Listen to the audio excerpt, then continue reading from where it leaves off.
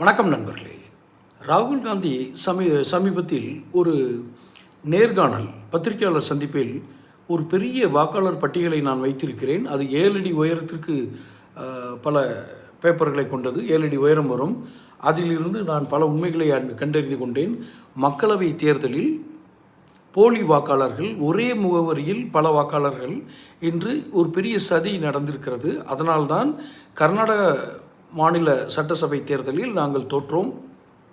இப்போது மக்களவை தேர்தலிலும் நாங்கள் தோல்வியடையும் நிலை ஏன் ஏற்பட்டது என்றால், தேர்தல் ஆணையமும் பாஜகவும் இணைந்து நடந்த சதி என்று ஒரு ஆதாரங்களுடன் குற்றச்சாட்டு என்று பரபரப்பாக இணையதளங்களிலும் ஊடகங்களிலும் வந்தது.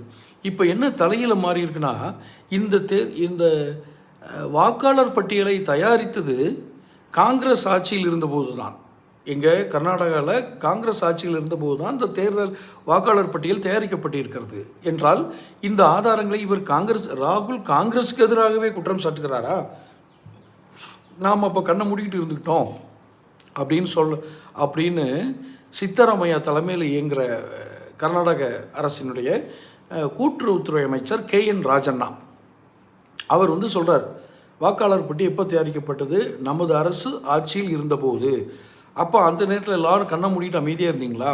இந்த முறைகேடுகள் நம் கண் முன்னே தான் நடந்திருக்கு, இதற்காக நாம் வெட்கப்பட வேண்டும் அப்படின்னு சொல்லிட்டு சித்தராமையாட்ட போய், சித்தராமையாவுக்கு ரொம்ப நெருங்கிய நண்பர் போல் இருக்குது, என்னுடைய ராஜினாமா கிடைத்து ஏற்றுக்குங்க, ஏன்னா இவ்வளோ பெரிய சதி நடந்திருக்குன்னு சொல்கிறது யார்? அந்த கட்சியினுடைய தலைவர், காங்கிரஸ் கட்சியினுடைய தலைவர் சொல்கிறார். தலைவர் மல்லிகார்ஜுன அவராக இருக்கலாம். ஆனால் இந்த குற்றச்சாட்டை வெளியில் சொன்னது யார்? ராகுல் காந்தி, கட்சியினுடைய முக்கியமான தலைவர். அப்படி கூட வச்சுக்கோங்க, கட்சி தலைவருங்கிறது வேற ஒருத்தருக்கு இருக்கும்.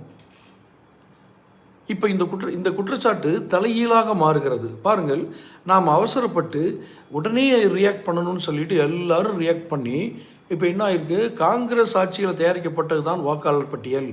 அப்போ அதில் முறைகேடு செஞ்சது அப்படின்னா காங்கிரஸ் முறைகேடு செஞ்சதாக இருக்கணும். அது எப்படி பிஜேபி பக்கம் வரும் இல்லையா? இப்போ இது டேன் ஆகிருக்கு, யூட்டர்ன் அடிச்சிருக்கு. பார்ப்போம், தொடர்ந்து பேசுவோம். சேனல் சப்ஸ்கிரைப் பண்ணுங்கள், நோட்டிஃபிகேஷன் பில் பதிவு பண்ணுங்கள். அப்போ தான் உங்களுக்கு என்னோடய பதிவுகள் வந்து சேரும். இந்த வீடியோ பிடிச்சிருந்ததுன்னா லைக் பண்ணி ஷேர் பண்ணுங்கள்.